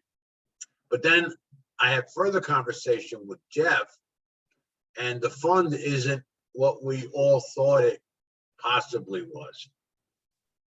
I was under the impression that there was a lot more money than in it than exists now. And Jeff, why don't you explain that part of it? And what also, at the end of the day, we're gonna need, the grant could be requested and should be requested, and they agree it should be requested by the Harbor Commission. But it should be in conjunction with a part-time grants writer that the city has, or I think it's Miss Ritter. I think your name is Rita. Rita, I think we sounded like Rita was her first name, but I might be wrong. I thought it was the last name. Could be. Regardless, some part-time person that does the grant. So you're gonna set up a meeting with Jeff and her and some of us and to move forward with it, because they want to get started on the grant so we don't miss any opportunities. But Jeff, explain, because you went to a meeting yesterday, I believe, that brought you more up to speed to what's going on there. Yeah. All right, so this is the same grant program that we were able to obtain funds from for the visitors dock. And the amount that we received there was $900,000+. So that it's a Connecticut Port Authority project. And I met yesterday with the project manager at the Port Authority, and also the new interim executive director. The previous director quit. And we talked about the grant program. The applications are due July 1st. And so this project is the type of project that the program was set up to fund. It's a project on public land, and it's for the benefit of the public. The amount, though, is I don't think we can expect to get that entire amount, because this is their 3rd round of what they called SHIP, Small Harbor Improvement Project Program, or Improvement Program Project, something like that. And so they were authorized, the Port Authority, by the legislature to allocate up to $5 million a year for the next 5 years. So I guess this is the first of the 5 years for these sorts of projects. Plus, they had $9 million left over from their previous grant rounds. And these funds are available for all towns to apply for, not just Norwalk. So $3.86 million is not something that we should expect will be funded in its entirety by the Port Authority. The other thing that we need to think about is that the permitting process has to be underway. They're not going to provide funds for a project that we can't say we're going to get a permit for. So I'm hoping that they'll be okay with that the permit application has been submitted and that there's been pre-application consultation. And maybe that's okay as an alternative to having the permit in hand. Now, if the grant writer wants to help, that's fine, but we can certainly do this ourselves. And the Port Authority's program is set up that they've asked, just as we did the last time, that the Harbor Commission put together the grant application and request the funds on behalf of the city, because we would want to argue that this is consistent with the city's harbor management plan and serves to advance the goals of the harbor management plan. So there's a funding source available. Whether we can take advantage of it this grant season is to be determined by whether they can get the permit application in. And then also this issue with the Corps of Engineers approval is interesting. That's going through not the regulatory process for structures in navigable waters, but what they call the Section 408 process for affecting a federal navigation project. And Grace so is doing that right now, Jeff. what's that? Grace was planning to pursue that right now with that Jennifer from the Army Corps. Yeah, that's right. But we still have to work that out. And that was the issue, an issue years ago with the dredging. And you say it's all worked out, John, that the city will have to attest that it's open to all on equal terms. No, I said it was all worked out. They're in the process of getting that reviewed. Yeah. It's interesting in Greenwich, there's a similar matter that the town marina in Greenwich Harbor is built in the federal anchorage there. And the town was pursuing a project to expand that town marina. And the Corps wouldn't agree to it because the town marina in Greenwich right now is open only to residents. So to comply with the open to all and equal terms policy, it's a little bit different here, but Yeah, we have that policy. yeah. But we can help. We're discussing this with the Port Authority, and this is the sort of project that their grant program was set up to fund. But not in its entirety. I think last year, one of the largest grants that was granted was to the city of Stamford, which was a little bit over $1 million for actually that was work in Westcott Cove in Stamford. So what we can expect then, Jeff, would be to put this together in piecemeal fashion? I don't know. We'd have to discuss this with the Port Authority and also the city. Is there another source of funds? And again, not again, but another aspect of this is that there's a 20% cost match. Cost sharing, that's right. For this grant, cost share. Right. Well, they put this out for RFP without any idea there was Port Authority money. They were planning on doing this. This is all windfall for them if we get at them anything. Well, not according to what we were told today. Today, she said that if they had to kick in 800,000, that was Well, but budgeted. I know what she said today, but they put this RFP out. I know that. Without any money or any prospect of any money. That's correct. So if we don't get anything for them, they got to go back to plan A, whatever that was, going back to, the Common Council for funding. I don't know what they're. I think they had pots of gold from Sandy that they used and segued it elsewhere. They got tons of money, COVID money, that they used to offset the taxes. Cities like ours are in flux many a time. So something that they may have budgeted, the money's got segued. Now they're doing a big sidewalk projects throughout town. After all, Well, that's a whole different discussion, but just specifically. Right, but they have a finite amount of money. They're using it elsewhere. It's not our responsibility to fund this job 100%, and we shouldn't feel like it is. No, I mean, they do have the resources to do the 20%.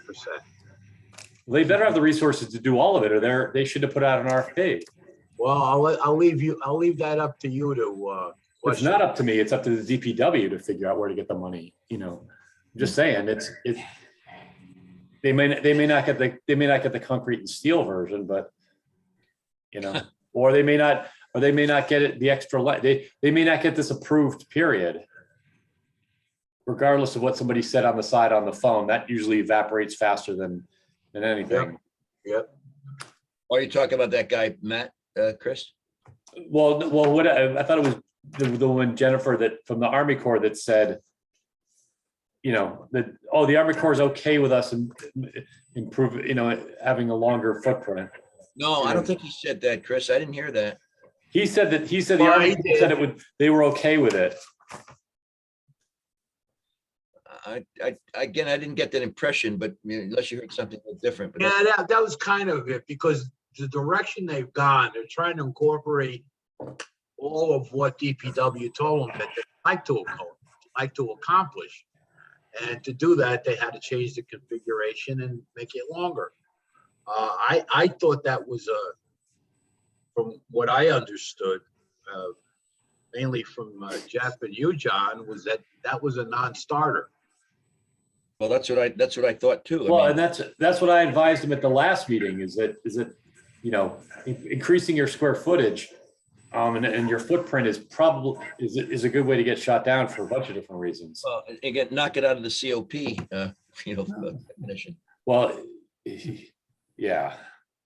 I mean, and they're if they have to reduce the length, they're reducing the slips. They've already cut all the slips on the backside. My concern purely from our function, which is to maximize the number of slips and to maximize the number of dinghy spots, is that, they may get screwed if they have to go back to the old footprint.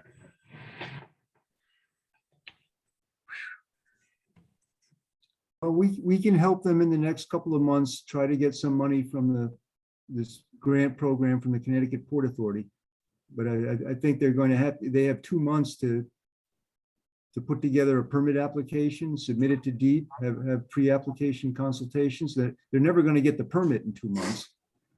No. So this is something that wouldn't be constructed until, even if there's money available, until not this fall, but the next year. 2024, probably. When will they have the permit set ready? John, did you hear that? I didn't hear them actually say. Because they don't know if the plan that they have is permittable. No, not permittable. The permit set, meaning, do they have the plans ready to submit for the permit? No, I don't think they've gone that far, because they don't have their first hurdle is Army Corps and then DEEP. But no, John, that's not the question. The question is, do they have you have to be up to like 60% design to submit your plans. Yeah, They have well, to get 60%, they are. and then- They're claiming to be at 60%. Okay, you heard that, John? Okay, because I thought in the beginning he mentioned last month was their 30% mark. Yeah. Okay. Right. Last time, but that they are at 60%. Mark. Yeah, but do they I mean, this was the 60% meeting. That doesn't mean they've actually submitted 60% documents yet. That's what I didn't hear that in the meeting, so I wasn't sure if they've actually. No, they're claiming to be at 60%. Yeah. And Jeff, Does they this, does email this it. need action tonight from us? No. Okay, No, just not asking. not No, really. we're not- We yeah, just this is need to- we need to, this is a city project, and I don't think we're finding any fault or issues or problems with it. We're just, it comes under our umbrella to go the grant route for them on their behalf. So, listen, it's gonna come to us for a referral through DEEP anyway. And then we can make comments if there are any issues that we feel that there are, and have further discussion on it. But at this point, I think we need to move forward. This is just an information session for the commission in general. This is a natural course of our business, and I don't think it requires a vote or anything from the commission. No, I think the takeaway from that meeting was that they will, I think it would be the designers who are going to set up the meeting with us, mainly with Jeff, but me and John, whoever else is going to formulate the grant the grant Yeah, no, application. I don't think it's the designers. The takeaway I had today was that their first thing that they need to get a definitive answer on is from Army Corps. Army Corps. Well, yeah, that aside, but in terms of the grant. and in terms of our Once they commission- have that, then it's the city itself is gonna pull in Jeff and their grant writer. With the other guy that was at the table, I forget his name, the lead engineer on the project. Matt, right? Yeah.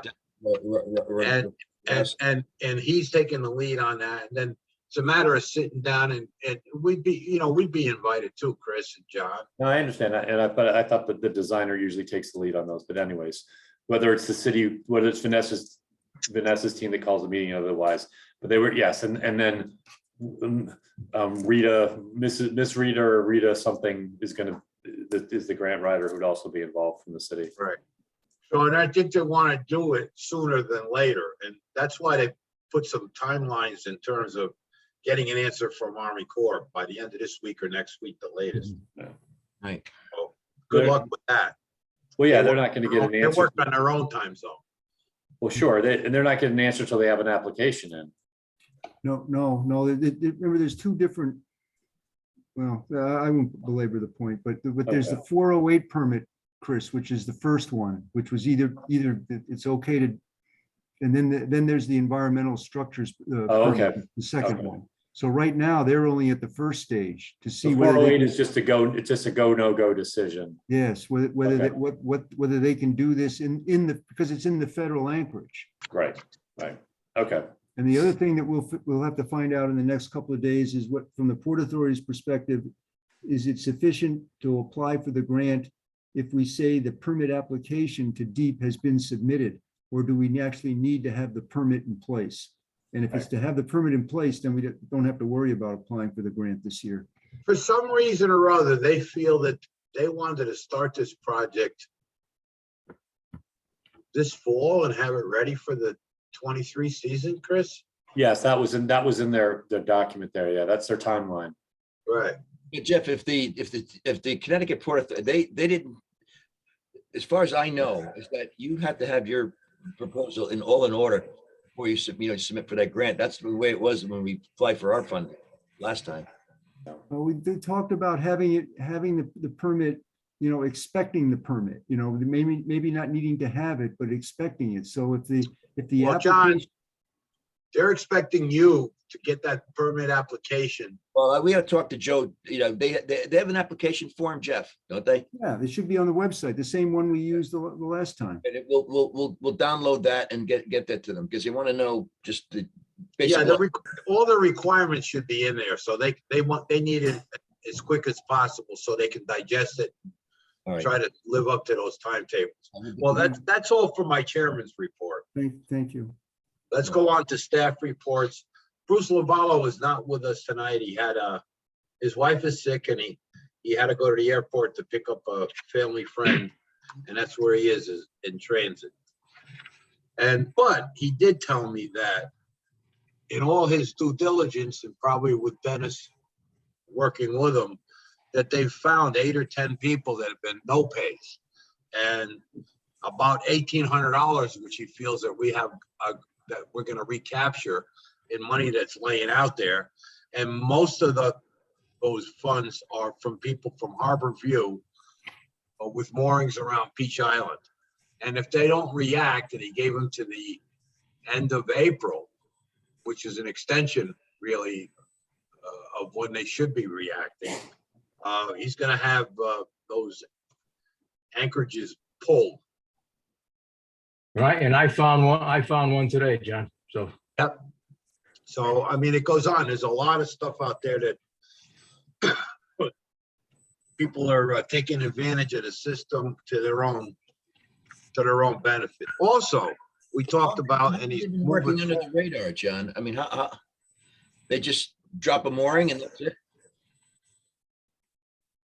apparently this has been going on for years and years and years and years. And it's probably, let's look forward, and whatever happened in the past is the past, and we're starting to pick up all of those pieces. So let's move forward with it. Well, he also said that he's moving forward with, and I think he needs some Parks and Recs help too. Alan had to leave early tonight off the meeting, but he may have some more up-to-date information on this, but Parks and Recs to do that Dakwa, get that all set up, and he's hoping to get at least 3 to 5 moorings south of the visitors docks, in the same location that they were in previously. And with these boats coming over, they may be larger boats than previously were put there, that he feels that we should have front and back moorings, and every boat be required to do it. If they go online and look at Dakwa will tell them that that's part of the requirement, and that they could come and tie up and have a leisurely dinner and go to the Maritime Center and go to our restaurants and do some shopping in our stores. That's the whole idea of having this. And he also is looking into designating a couple of moorings in the islands, so people could come over that want to, maybe go on the island and have and barbecue or whatever, make a family trip out of it. And that's always an interesting thing to do it. And it's a great idea. So that's where he is at this point.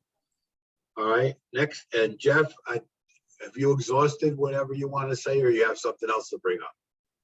Yeah, probably no one wants to keep hearing me talk, but we're still waiting to hear the outcome of the case in Greenwich that affects the Harbor Management Authority.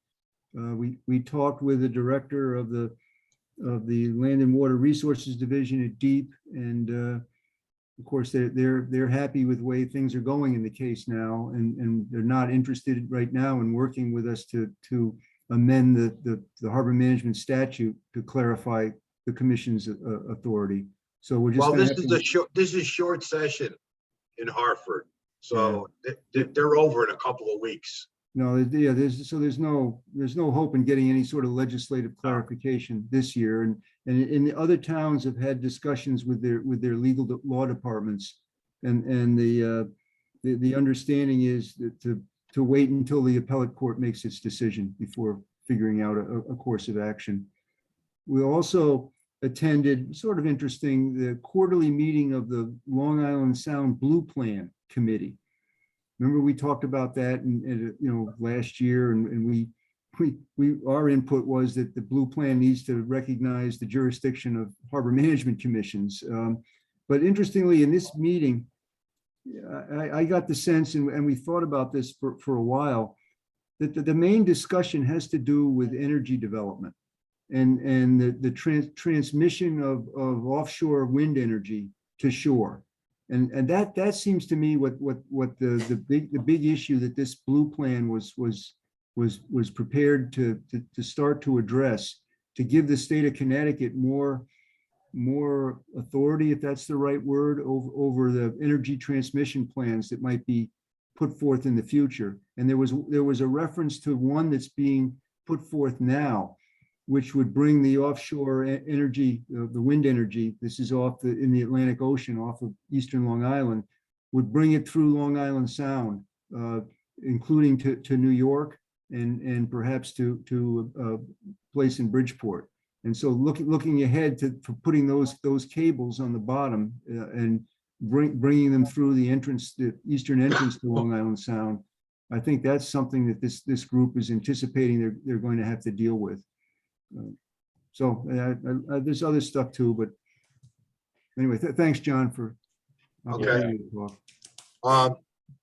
Nobody here from Shellfish, I see. Steve's texted that he's in the middle of a lab doing something that he. Yeah, I'm sure he's been really busy. Okay, so mooring and harbor safety, Dennis, you have any updates? Yeah, the committee continues to monitor the renewal applications and addresses the issues accordingly. We have 50 approved applications and 64 renewals under review. I sent out emails to the managed fields, reminding them that the first payments were due. This was a month ago. I received Sprite Island's first payment but I have not received Norwalk or Rowayton. And I will be talking to them tomorrow because they're long overdue.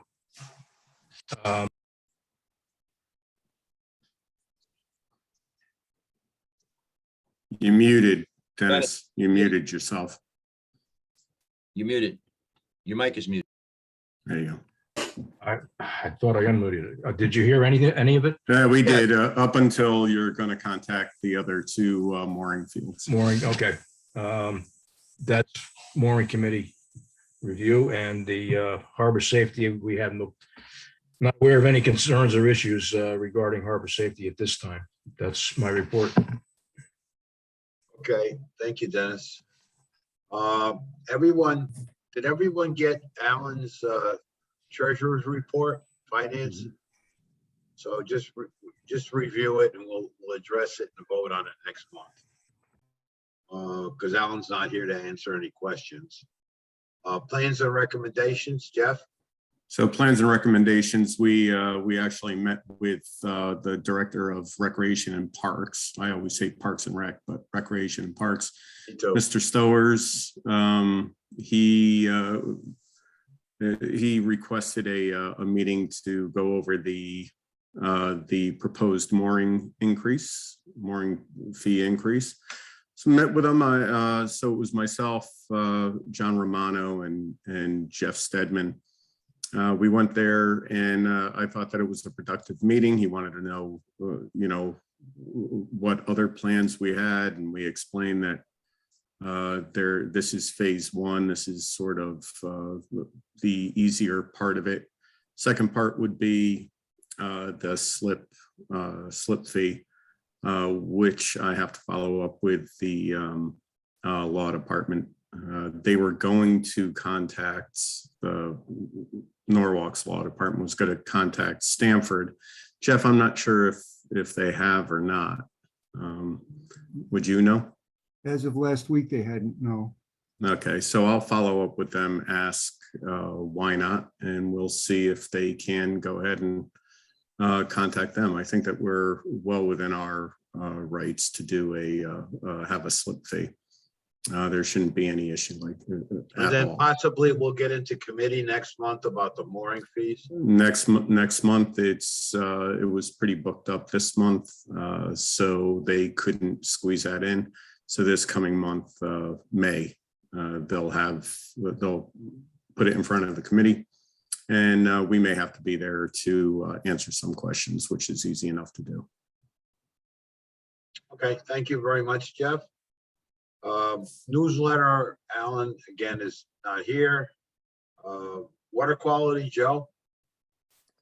Yeah, thank you, John.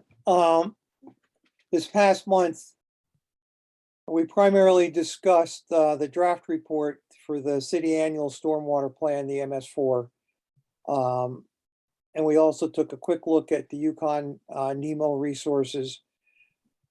And Diane put in a request to have scheduled presentations of our water quality list for the spring and summer. And hopefully she will take that on. I do have a comment for all of you. Jeff, you had good PR with the water quality article in the paper. Something that has to be of note here is that the work that USGS is doing is 24-hour a day recording. And what's unique about that, most of the organizations that are doing water quality sampling are only doing daylight sampling. And historically in the past, we've seen dissolved oxygen levels crashing.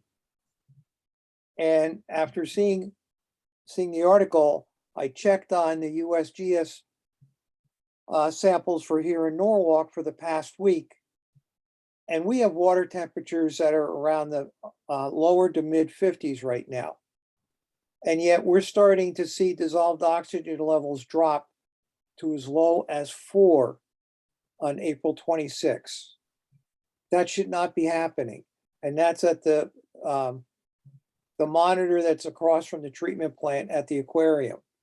The other monitor that is out by Cove Marine was holding strong. So we're either seeing migrations going in of fish, or we're getting plankton blooms, or some type of a zooplankton bloom that's consuming a tremendous amount of oxygen. And the range in one day went from a little over 4.5 parts per million to well over 2.5 or 12.5 parts per million. That's a huge swing in water dissolved oxygen. And we're picking it up right here. If we didn't have that 24-hour monitoring, we'd never know that. The people going out during daylight hours would see what a wonderful time it is. So having that ability gives us an idea of what's potentially going on. And, Joe, you you're know, talking about right now, you're talking about now, the water temperature now? yeah. Yep. All right. Yeah, I just printed it out today. Water temperature on the bottom was 54 point, it looks like 5. Huh. And on the surface, it was 50, just about 54.8. That's the water temperature. Now, the dissolved oxygen levels today were all below 8 parts per million. And it went as low as 4.25 parts per million. Just out of curiosity, I know this is probably not the time to discuss this, but what is there a standard, in other words, temperature versus dissolved oxygen? What would be the normal, just no other circumstance? In other words, no algae, no fish. In other words, I got a 50-degree temperature water. What is the relative percent oxygen that would be in water? John, there's actually charts out there that'll tell you what the carrying capacity is of dissolved oxygen at certain temperatures. Okay. So there So- are charts out there. Right. Um, We don't know what that, I mean, as far as Norwalk Harbor is concerned, where should we be at? Normally, do we know that? um, I could probably look that up, I said, but I was just curious. I don't think you're gonna find it, John, because I know I never did it in the 13 years that I was with the aquarium, because it was so inconsistent. Now, if you look at the dissolved oxygen out by Cove Marine, there's less than 1 part per million fluctuation. Less than 1. And we're seeing huge fluctuations. So something is consuming the oxygen. So unless there's an investigation as to what's doing that, we won't know. Is it bacteria that's coming out of the sewage treatment plant? Is it plankton? Is it schools of fish? At one time, I had a nice office that overlooked the harbor, and I could look at the dissolved oxygen and look out, okay, there's the bunker coming in. And this is about the time of year bunker can start coming in. But I have had no reports of large schools. So right now, I see no explanation for it. Right. But since it's getting down, once it gets below 3 parts per million, that's when we're going to see things dying. Right, okay. And normally we don't see that, John, until the water temperature is over 70 degrees. See, that was my concern. You know, you talked about dissolved oxygen up to, 12 parts, and maybe 12, even 24 parts or whatever. And all of a sudden we drop down to 1.5. I realize that there's an environmental concern someplace. Sure. Normally we would, ideally we should be at what range? 10%? I mean, 10 Probably parts. 7 to 10 parts per million. Okay. And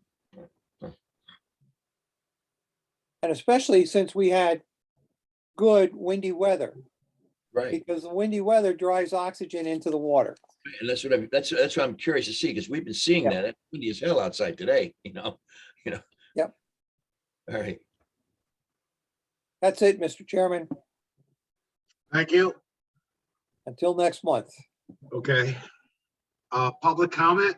I see there are 2 people on from the public. If anybody wants to raise their hand, they'll be recognized.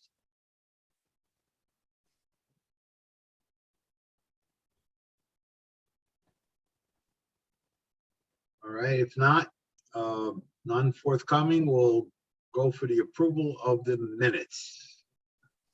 John, Crespo, you want to take the lead on that, please? No, I just made all the corrections that were required.